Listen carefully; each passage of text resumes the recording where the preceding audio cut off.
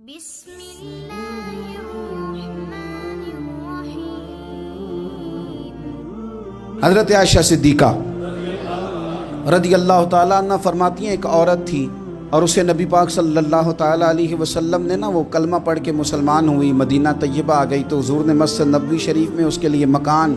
ایک سادہ سا کمرہ ساتھ مسجد کے بنوا دیا، وہیں رہنے لگی۔ اکثر وہ سیدہ طیبہ کے پاس آتی تو حضرت عائشہ صدیقہ رضی اللہ تعالیٰ عنہ فرماتی ہیں وہ بڑی باتیں سناتی اور آخر میں کہتی وہ ہار والا دن بھی بڑا عجیب دن تھا اور میرے رب کی قدرتوں کا دن تھا، وہ بھی بڑا عجیب دن تھا۔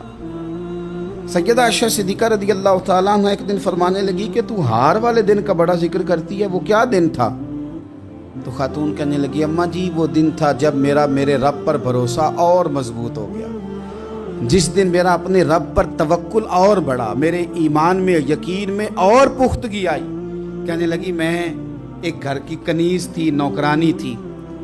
اس گھر میں ایک بچی تھی جس کے پاس سونے چاندی ہیرے جواہرات کا ہار تھا۔ اس زمانے میں چمڑے کے اوپر لوگ ہیرے جواہرات لگاتے تھے، کئی دفعہ سرخ رنگ کے چمڑے پہ لگائے جاتے تھے، وہ بچی پہنتی تھی تو کہتی ہوں بچی کے اس نے اتار کے رکھا یا اس سے گرا وہ ہار تو چیل اسے اٹھا کے لے گئی گوشت سمجھ کے اور میرے سامنے اٹھا کے لے گئی۔ گھر والوں نے مجھ سے پوچھا، یہ بخاری میں موجود ہے،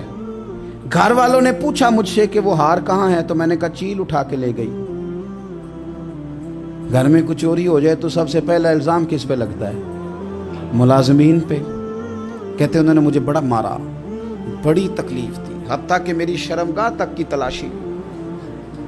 میری عزت اتنی خراب کی میں بتا نہیں سکتی۔ میں نے اپنی زندگی میں ایک واقعہ دیکھا، ایک امیر گھر میں چوری ہو گئی، ملازم کو اتنا مارا کہ وہ چارپائی پہ پڑ گیا، پولیس والوں سے اتنی مار پروائی گئی کہ وہ بیچارہ چارپائی پہ پڑ گیا اور پھر وہ اتنا بیمار ہوا اور کچھ دنوں کے بعد پتہ چل گیا کہ چور تو اپنا بیٹا ہے ان کا، پھر اس کا انتقال ہو گیا۔ اب وہ سیٹھ صاحب اور گھر والے آ کے مرنے والے کے کان میں معافیاں مانگ رہے ہیں، کان میں۔ تو میں نے ان سے پھر کہا تھا کہ یہ تو اب چلا گیا ہے، تمہارا زور چلتا تھا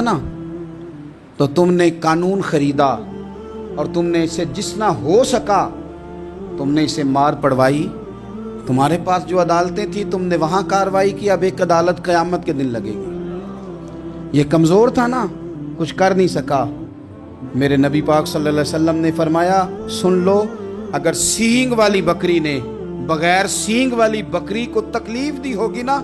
تو قیامت کے دن اسے بھی بدلہ دینا پڑے گا کہ تیرے پاس سینگ تھے اور تو نے اسے مارا تھا۔ وہ خاتون عرض کرتی ہے سیدہ عائشہ کی خدمت میں کہ مجھے بڑا مارا، مجھے تکلیف دی، میں کہہ رہی تھی کہ میرے سامنے چیل لے گئی ہے پر وہ نہیں مان رہے تھے، اماں جی انہوں نے مجھے بڑا مارا۔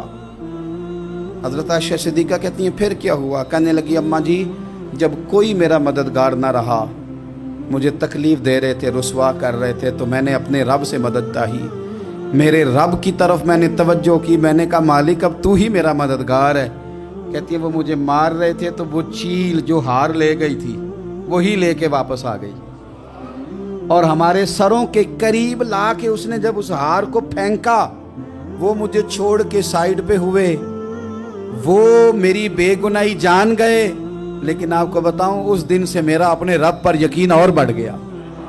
مجھے سمجھ آ گئی کہ جب انسان پورا ٹوٹ جاتا ہے اور جب کوئی چاروں جانب اس کا مددگار نہیں ہوتا